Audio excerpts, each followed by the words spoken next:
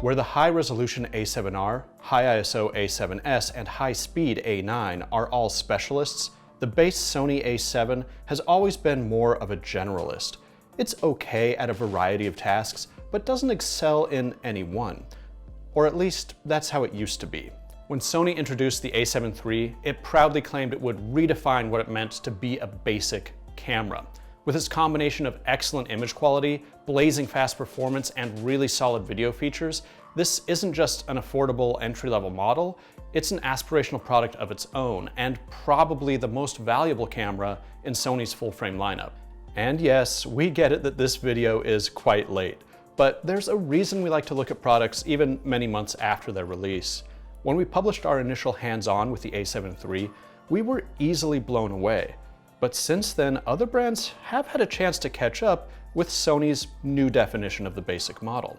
Canon and Nikon have entered the full-frame mirrorless game, and the Nikon Z6 in particular is a direct competitor to the A7 III, offering the same resolution, similar performance numbers, and importantly, the same $2,000 price tag.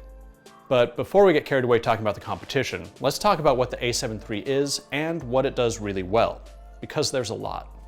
Like the A7 and A7 II before it, the Mark III is built around a 24 megapixel sensor, but this one is now backside illuminated, meaning more surface area is exposed to light, making it more sensitive.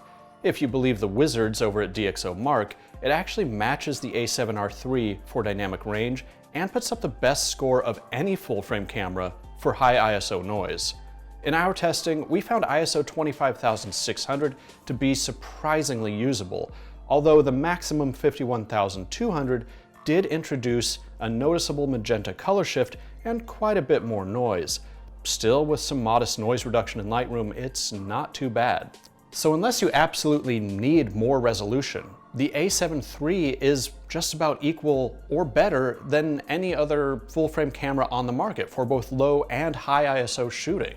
Add to this the 10 frames per second continuous shooting speed, and it has more than enough speed for most of us. Plus, you get the 693-point autofocus system from the A9, a camera that costs more than twice as much. And don't forget about the 5-axis stabilization, which is now good for 5 stops of shake reduction, half a stop better than the A7 II. So, review over, go buy it. Well, maybe not so fast. A few months ago, the A7 III was a shoo-in, but it's no longer running uncontested.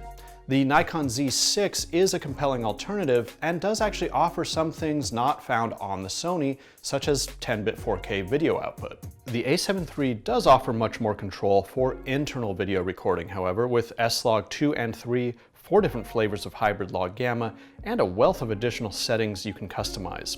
The Z6 does have a faster maximum burst rate of 12 frames per second, but image quality does drop to 12-bit RAW in this mode. At 14-bit, it's limited to 9 FPS, whereas the Sony can shoot 14-bit at its full 10 FPS. The A7 III also boasts vastly superior battery life, with a CEPA rating of 710 exposures compared to just 330 for the Z6. And as always, in real-world conditions, you may get much more than this. Ultimately though, your choice may be less about specs and more just about your personal preferences, which of course are going to be determined by many different things. For example, we're not huge fans of Sony's user interface. In terms of physical controls, it makes somewhat poor use of the camera's real estate, with plenty of empty space on top and on front, where additional direct access controls or a top LCD screen could have been placed. Worse though is the menu system, which organizes some settings together in a way that just doesn't seem to make sense. In time, you'll get used to whatever camera you buy, so this isn't a huge issue, but it is one area where Sony could see some refinement. And this is not to say that Nikon or Canon or anyone else doesn't have their own issues, but it's one of those things you may want to consider and look into before making a decision. Overall, we were really impressed with the A7 III. It's an incredibly capable, very responsive camera that performs above expectations in a wide variety of scenarios. While it may not be quite as obvious a choice as it was when it launched, the A7 III remains one of the top options in this class and even reaches beyond its class. We can wholeheartedly recommend it to a wide variety of photographers, even professionals who could afford much more. When it comes to full-frame mirrorless, Sony may no longer be the only game in town, but in many ways, it is still the best. Hey, thanks for watching this video. For more on the Sony A7 III, you can find our full review over at digitaltrends.com. And be sure to hit that subscribe button if you want to see more videos from Digital Trends.